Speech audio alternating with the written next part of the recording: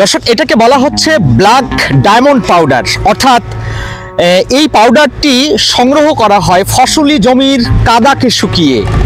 ফসলি জমিতে যে কাদা আছে, এই কাদা মাটিটিকে শুকানোর পর সেটাকে মানে ধুলোতে পরিণত করা হয় এবং এই ধুলোটি একজন কৃষক বছরে এই ধুলো বিক্রি করে লাখ টাকা ইনকাম করেন।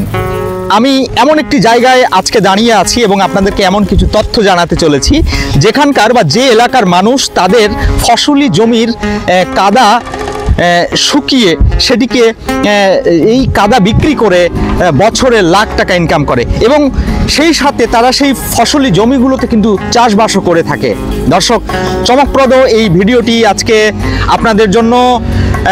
আর সেই সাথে আপনাদের জানিয়ে রাখি, আমি এই মুহূর্তে অবস্থান করছি বাংলাদেশের সুনামধন্য ঐতিহ্যবাহী জেলা দিনাজপুরের বড়পুকুরিয়া কয়লা খনির পাশে। আমার পিছনে যে দেখতে পাচ্ছেন যে উঁচু কয়লার স্তূপ, এগুলো কিন্তু এটা কিন্তু এই যে দেয়ালের ভেতরটা কিন্তু আপনার হচ্ছে কয়লা খনির যে এরিয়া সেটা।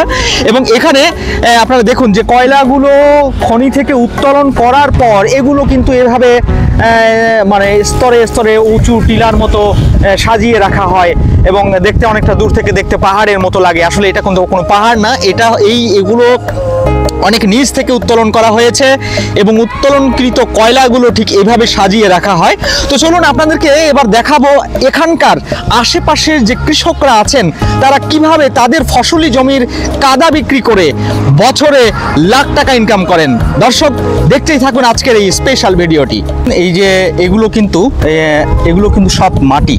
হ্যাঁ, এই মাটিগুলো সংগ্রহ করা হয়েছে বা সংগ্রহ করেছেন যেনারা, তারা তাদের নিজস্ব জমি থেকে মাটিগুলো সংগ্রহ করে এভাবে এক জায়গায় স্তূপ করে রাখেন এবং এগুলো যখন শুকিয়ে যায়, সবগুলো কাদা যখন শুকিয়ে গিয়ে শক্ত মাটিতে পরিণত হয় এবং এই শক্ত মাটিটাকে পরে মানে বিশেষ প্রক্রিয়ায় এটিকে চূর্ণ করা হয়, মানে পাউডারের মতো।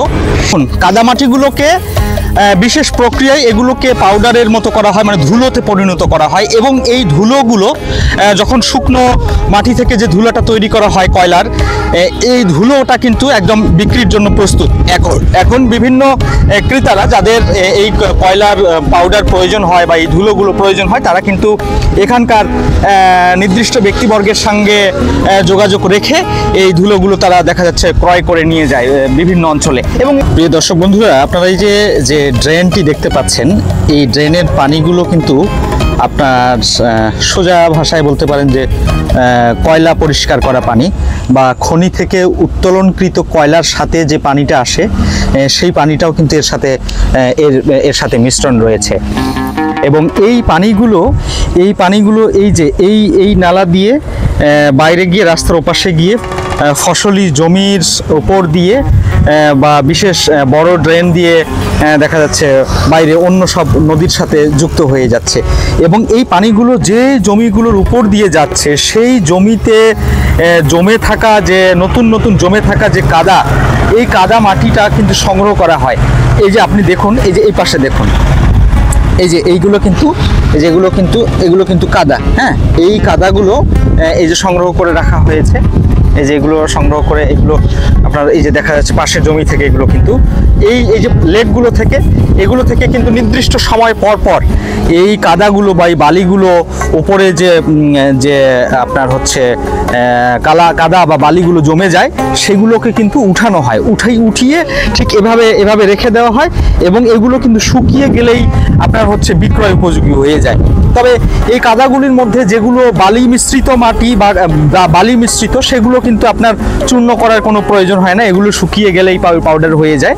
আর যেগুলো একদম পিওর কাদা, অনেকটা শক্ত টাইপের থাকে, সেগুলো কিন্তু শুকিয়ে এরকম চূর্ণ করার কাজটাও করতে হয়। দেখুন, এই যে আপনাদেরকে দেখাই এখানকার কৃষকদের জমি, এগুলো এই জমিগুলোতে কিন্তু যে পানিগুলো আটকে থাকে সমস্ত পানিগুলো কিন্তু কালো কালারের। হ্যাঁ, এবং এখান থেকে কিন্তু প্রতিনিয়ত এই মাটিগুলো বা এই কাদাগুলো সংগ্রহ করে বিক্রয় উপযোগী করে তোলা হয়। আর এই যে বাউন্ডারিটা দেখছেন, এটা কিন্তু কয়লা খনির বাউন্ডারি। আর উপরে দেখছেন ওগুলো কিন্তু কয়লা খনির ভিতরের কয়লাগুলো এভাবে চারদিকে স্তূপ করে রাখা আছে। হ্যাঁ, এই যে দর্শক দেখছেন। আর আপনারা জানেন যে বাংলাদেশের বড়পুকুরিয়া তাপবিদ্যুৎ প্রকল্প এবং বড় পুকুরিয়া কয়লা খনি যে প্রকল্প আছে, এই কয়লা খনিতে যে পরিমাণ কয়লা রয়েছে এখন থেকে শুরু করে আরও 500 বছর কয়লা উত্তোলন করলে কিন্তু এখানকার কয়লা শেষ হবে না।